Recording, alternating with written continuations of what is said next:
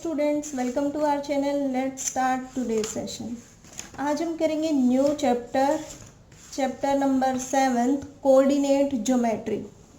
अब coordinate geometry में सिर्फ हमें दो टॉपिक करना है, distance formula and the section formula.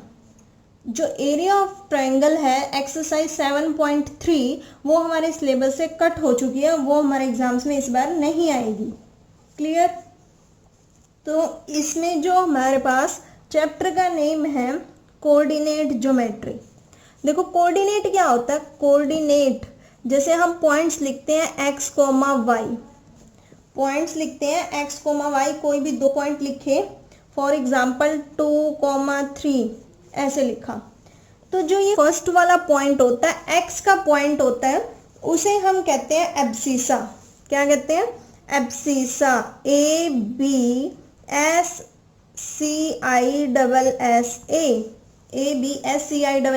Abscissa. ये किसका पॉइंट होता है? एक्स वाला पॉइंट होता है।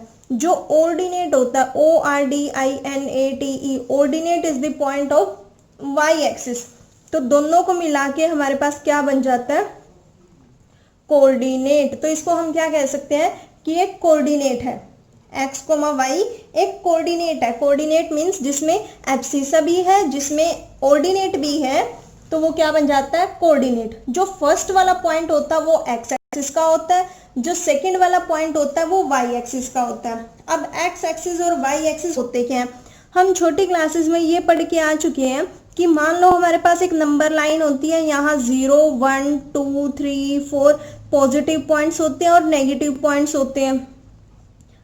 6th-7th क्लास में भी हमने इंटीजर्स वाले चैप्टर में पढ़ा है कि एक नंबर लाइन होती है। ये नंबर लाइन जो होती है ये x एक्सिस मान लो, और यहाँ जो नंबर लाइन होती है वो y एक्सिस मान लो। ठीक है? और अगर हमें ग्राफ, ये XY प्लेन हो गया, कौन सा प्लेन हो गया? XY plane. तो अगर हम इसमें 2, 3 के पॉइंट्स बनाने हैं, इट मीन्स जो फर्स्ट वाला है वो तो x का, ये 2x का, और 1, 2, 3 अप टू सो ऑन जो भी चलेंगे वो y के, तो y का 3, यानी कि x एक्सिस से y के 3 तक जाना है। तो जो ये वाला पॉइंट बनेगा, दिस वन, तो ये जो पॉइंट हो गया ये हमारा क्या हो गया? 2, 3 पॉइंट। ठीक है? तो मान लो एक पॉइंट यहाँ है, एक पॉइंट हमारे पास कोई यहाँ है, कोई भी हो सकता है। तो इसका क्या निकालना है? हमें डिस्टेंस निकालना है कि इन दो पॉइंट्स के बीच का डिस्टेंस होगा कैसे। ठीक है? तो ये हमारे पास एक्सरसाइज 7.1 में हम डिस्टेंस निकालना सीखेंगे, और इसके लिए हमारे पास फॉर्मूला है, इसलिए हम इसमें क्या अप्लाई करेंगे? Distance formula. देखो क्या है distance formula? The distance between, distance किसके बीच में निकालना है? Distance between Px1, y1। P क्या है? अगर मान लो इस पॉइंट को मैं P नाम दे दूं तो ये P हो गया, दिस वन। तो ये 2, 3, अब P को कोई नाम दे दिया x1, y1।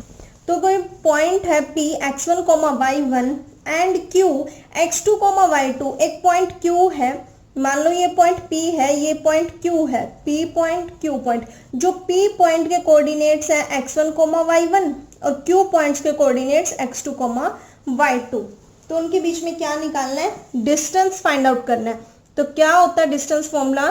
Between any two points PQ is equal to under root x2 minus x1 whole square plus y2 minus y1 whole square. x1 x2 का डिफरेंस लेना है, y1 y2 का डिफरेंस लेना है।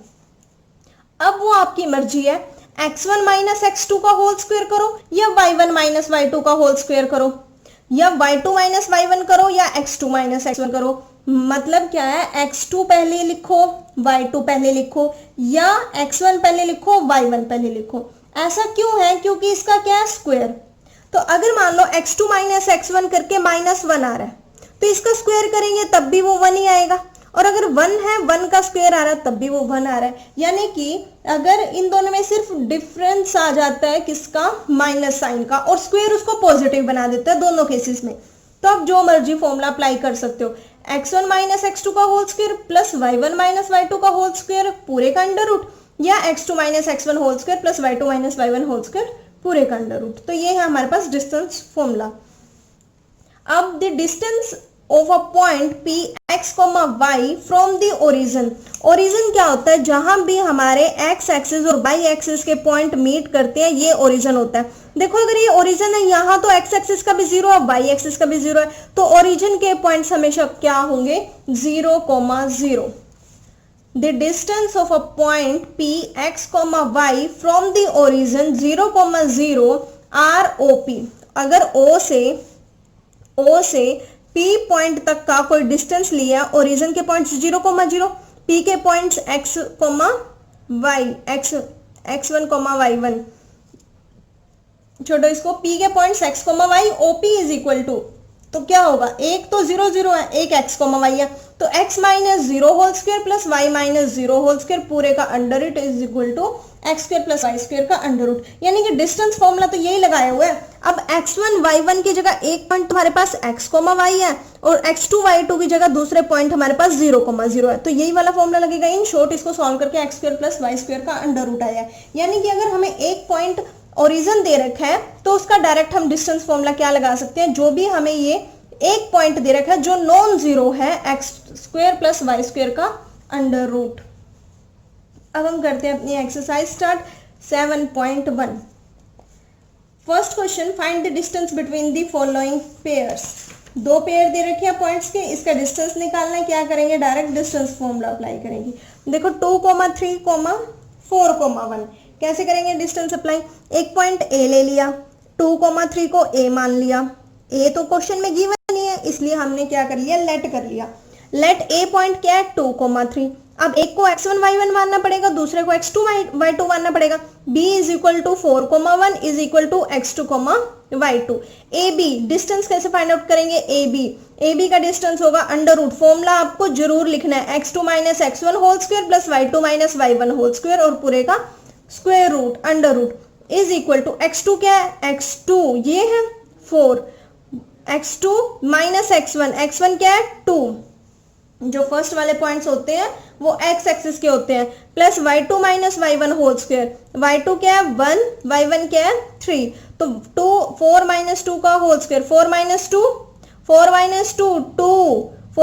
2 होता है ना, और 2 का स्क्वायर, तो कितना आ गया 2 2 जा 4, 1 माइनस 3 माइनस 2 और माइनस 2 का ऊपर स्क्वायर लिखा हुआ है तो कितना आ जाएगा 4, क्योंकि माइनस 2 मल्टीप्लाई माइनस 2, 2 2 जा 4, माइनस माइनस प्लस हो गया, तो 4 प्लस 4 अंडर रूट 8।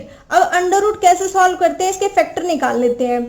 छोटे क्लासेस में भी सीखा होगा, 2 4 जा 8, 2 2 जा 2, 2 1 जा 2, तो फैक्टर कैसे निकलते हैं, under root 8 is equal to जिसके पेयर बन जाते हैं वो रूट से बाहर आ जाता है और जिसके पेयर नहीं बनते वो रूट में रह जाता है। तो कितना आंसर आ गया 2√2।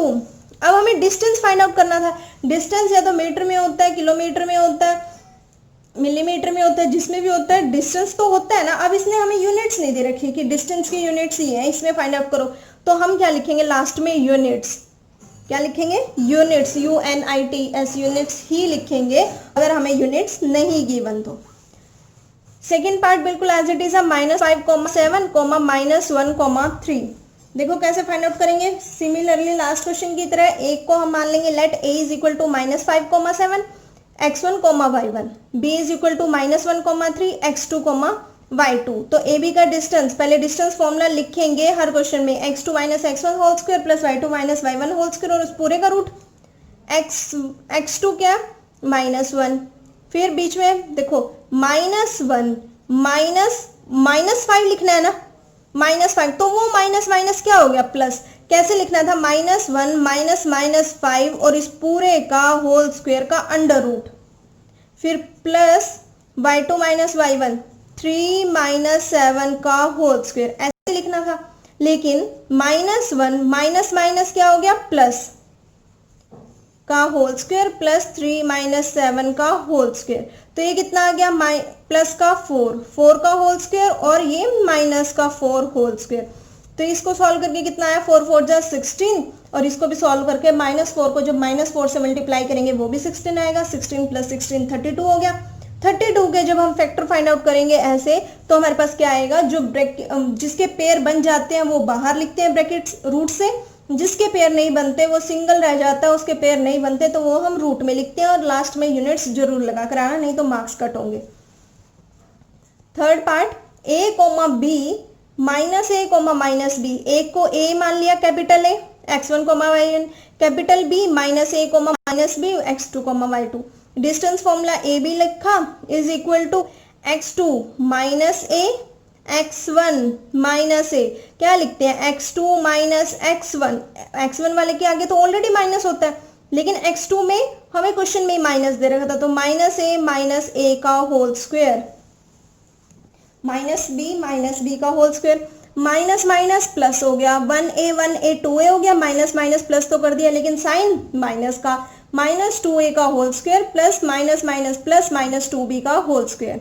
तो माइनस 2a का होल स्क्वायर माइनस 2a को जब हम 2 टाइम्स मल्टीप्लाई करेंगे, 2 2 जा 4, a into A square minus minus plus तो 4a square, similarly plus 4b square का अंडर रूट। तो दोनों प्लस नहीं हो सकते, कभी आप 8 लिखाओ क्योंकि ये 4a स्क्वायर है प्लस 4b स्क्वायर है, दोनों में क्या कॉमन आ रहा है 4, यहाँ से क्या रह गया a स्क्वायर प्लस यहाँ से क्या रह गया b स्क्वायर, ये स्क्वायर है b स्क्वायर रह गया।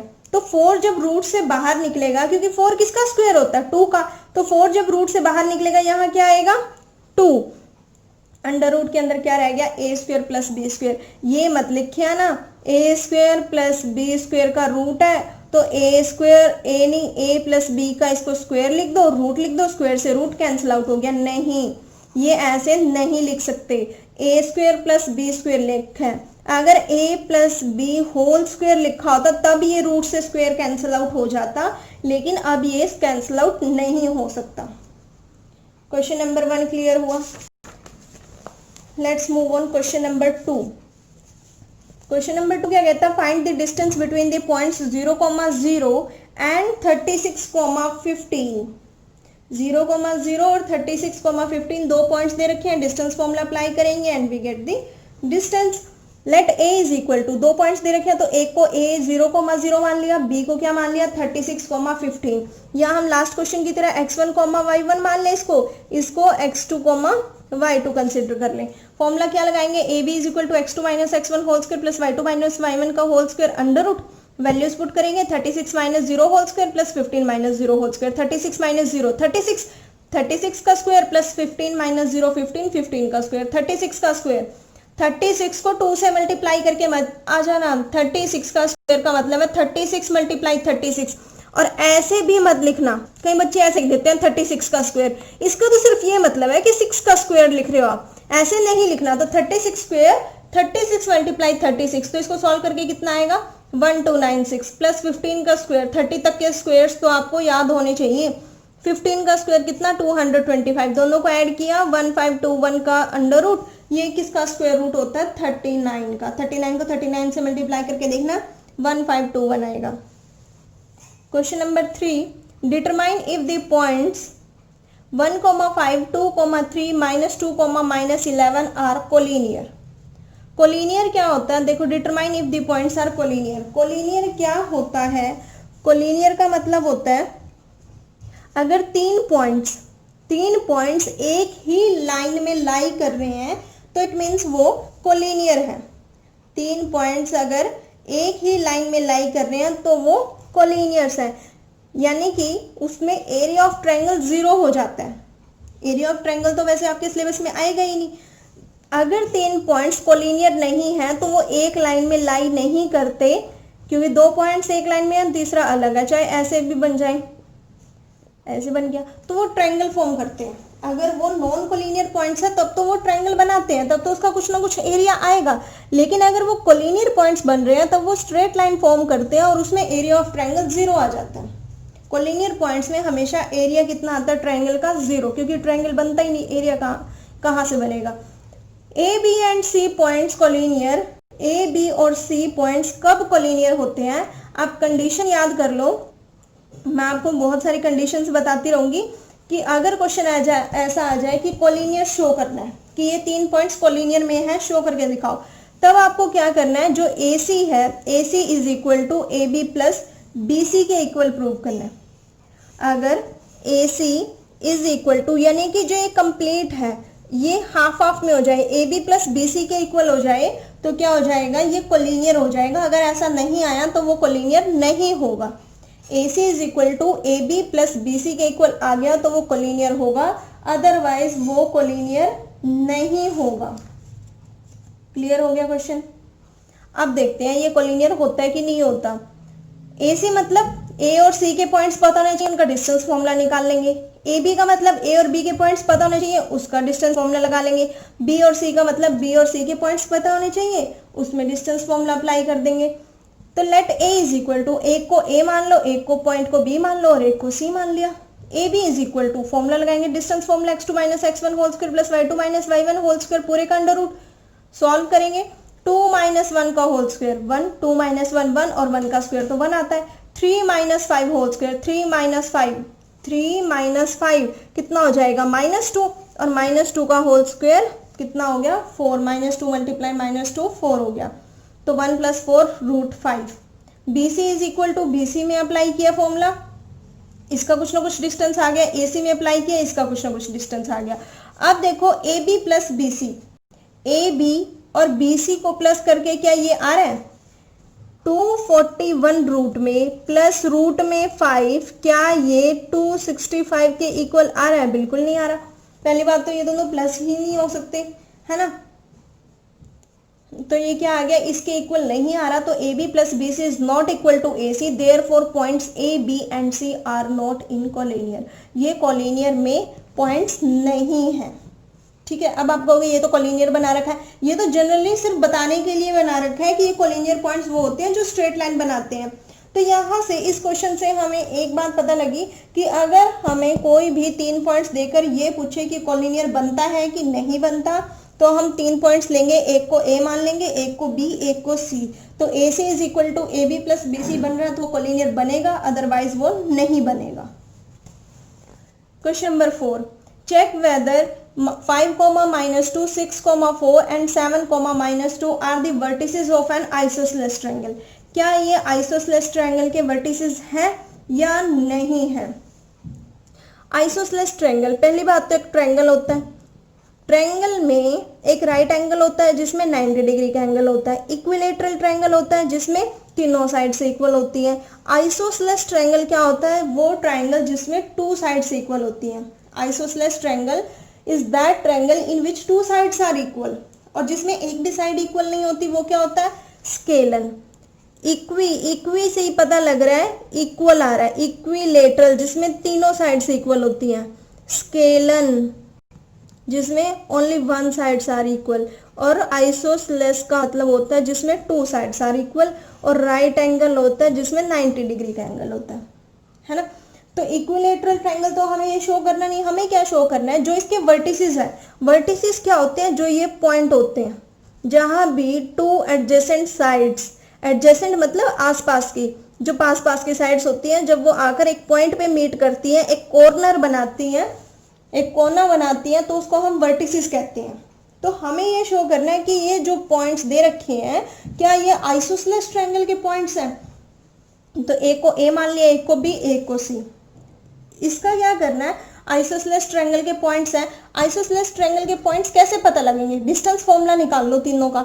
अगर तीनों में से इसका डिस्टेंस आ गया, मतलब ए बी ये पता लग गया, मान लो ये 5 सेंटीमीटर आ गई, ए सी भी 5 सेंटीमीटर आ गई और बी सी आ गई मान लो 10 सेंटीमीटर, तो 2 साइड से इसकी इक्वल आ रही है ना। ये डिस्टेंस पता लग गया कि यहाँ से कितना डिस्टेंस है, तो 2 साइड से इक्वल आ रही है, इट मीन्स ये क्या हो गया, आइसोसेलेस ट्रायंगल हो गया। कोई भी 2 साइड से इक्वल आ सकती है, अगर 2 साइड से इक्वल आ रही है तो आइसोसेलेस ट्रायंगल बनेगा। Let A is equal to 5, -2, B is equal to 6, 4, C is equal to 7, -2।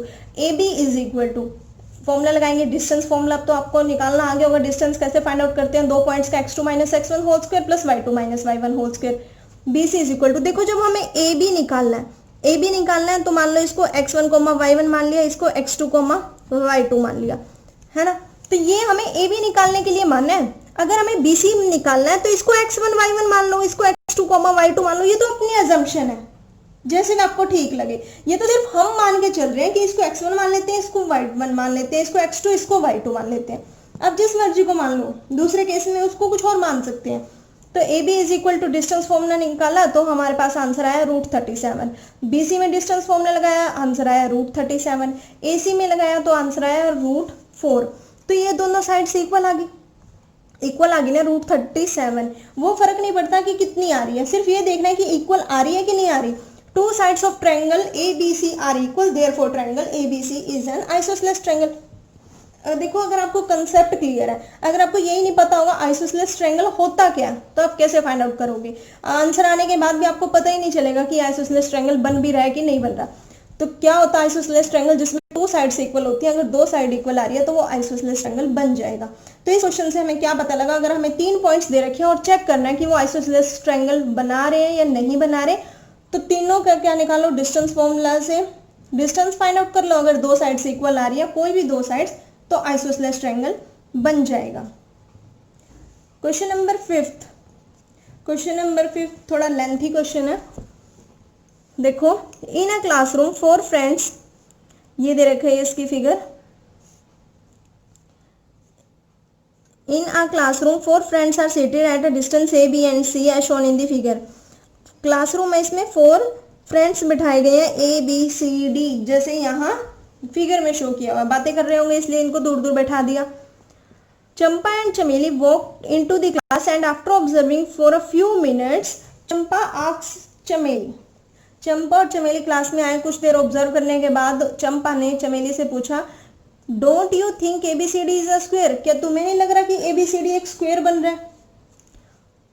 चमेली डिसएग्रीज, चमेली कहती है नहीं मुझे तो नहीं लग रहा। Using distance formula find which of them is correct. तो डिस्टेंस फॉर्मूला लगाकर ये बताना है कि उनमें से कौन सी ठीक है, चंपा ठीक है कि स्क्वायर बन रहा है, या चमेली ठीक है कि स्क्वायर नहीं बन रहा।